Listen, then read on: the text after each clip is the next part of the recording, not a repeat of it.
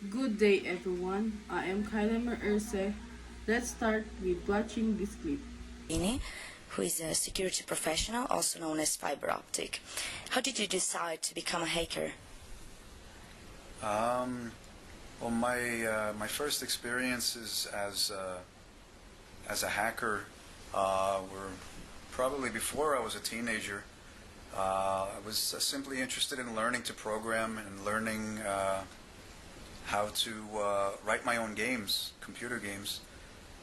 This was in the early 1980s, and from the motivation to find people with similar interests, I discovered that there was such a thing as a computer underground, hackers, and so on. So it was something that happened rather on its own. Wasn't really planning for this to happen. I was simply seeking out people with similar interests, and these people happened to be hackers. What do you mean exactly for ethical hacking? Ethical hacking most generally refers to a code of behavior, a code of conduct. If we're talking about entering into systems or networks belonging to large corporations, naturally the ethics would be to not to interfere with the company's business, not to cause any damage to the company's resources. In the case of ethical research into hacking and the defeating of security systems, the ethics there certainly would be in giving software vendors time to possibly to respond to security exploits having been discovered. So, how can you distinguish a hacker who is ethical and another one who is non-ethical?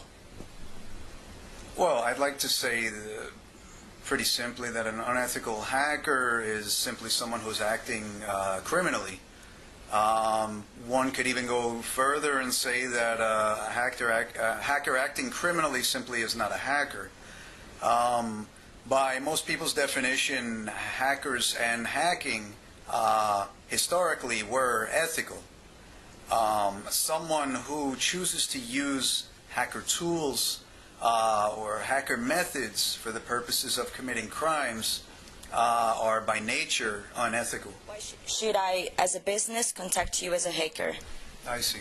Well, it's not just any hacker who is actually crossed over into the professional security field. It takes a certain type of person, a certain type of responsibility. There are many hackers simply who don't want to deal with the corporate world directly and never really make this transition into business. However, there are a great number of hackers who have become successful security professionals.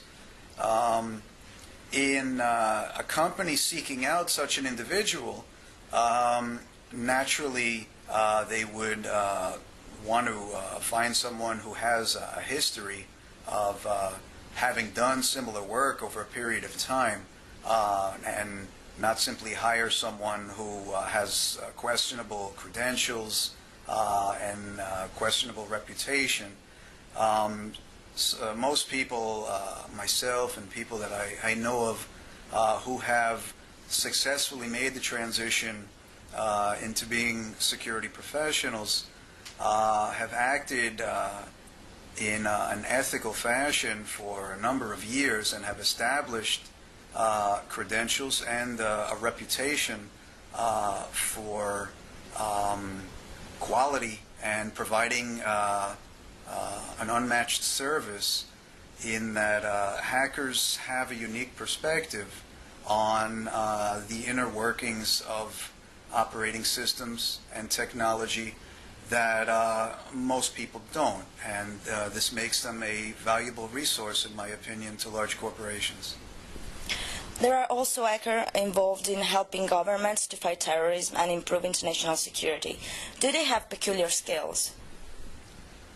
In my experience, the people who have been referred to as hackers actually are people trained in the use of hacker skills and hacker tools. I'm personally unaware of any traditional hackers who are actually working for governments. I am aware of quite a large amount of hype and publicity. For example, in the case of the U.S. government, in claiming that hackers are being employed. Today, we're diving into the fascinating life of Mark Abene, a name that resonates within the hacker community, known by his hacker alias Fiber Optic. Mark Abene became one of the most well-known and influential figures in the early days of hacking. From his rise as a phone freak to his involvement in the Legion of Dawn group, Abene's story is both a cautionary tale and a window into the birth of hacking culture as we know it today. Mark Abene, a 52 years old, was born in the early 1970s in Brooklyn, New York. Like many hackers of his generation, he was drawn to the world of technology at an early age.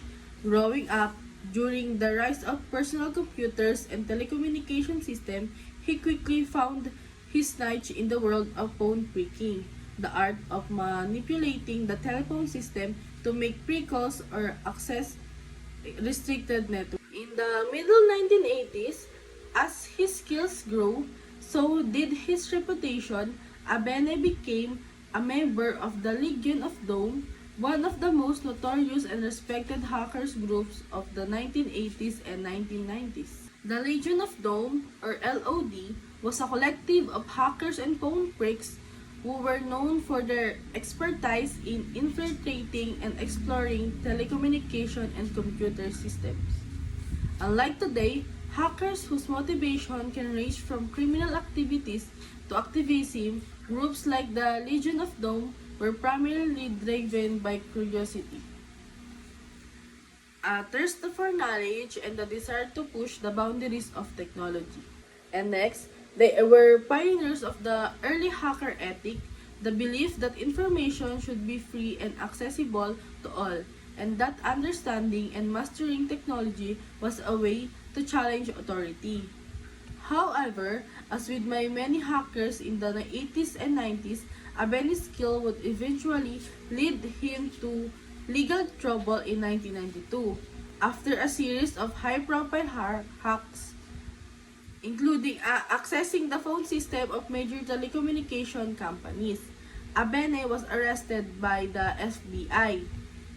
Abene was arrested was part of a broader crackdown on hacking activities in the early 90s, a time when the government was starting to realize the threat that hackers pose to national security and corporate interest. Mark was charged with the fraud, computer crimes, and theft of long-distance services. Though Abene spent several years fighting the charges, he was eventually convicted and sentenced to probation and community service rather than jail time. His story became a landmark in the growing battle between the government and the hacker community, as well as the evolution of laws governing computer-related crimes. After his legal troubles, Mark Abene largely faded from the public spotlight, but he remained a significant figure in the hacking community. He went on to work in the technical industry, using his skills for more legitimate purposes, and has occasionally spoken out about the ethical implication of hacking, cybersecurity, and digital freedom. Mark Abene's journey is a story of innovation, revelation, and the intersection of technology with law. From his early days as a phone freak to his role as a prominent hacker, Abene's life mirrors the evolution of hacking itself, a culture born out of curiosity and rebellion that would eventually be recognized as a major force in shaping the digital world we live in today. His story remains a reminder of the power of technology and the importance of understanding its potential, both for good and ill. Abene said, I wouldn't do this again now, but only because I was caught. I am not telling people not to do the things that I did. There's always going to be people hacking. All I am doing is cautioning them they've got to be careful. Thanks for joining us in exploring the life of Mark Abene, aka Fiber Optic.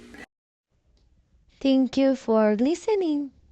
Always remember that rise above the storm and you will find the sunshine.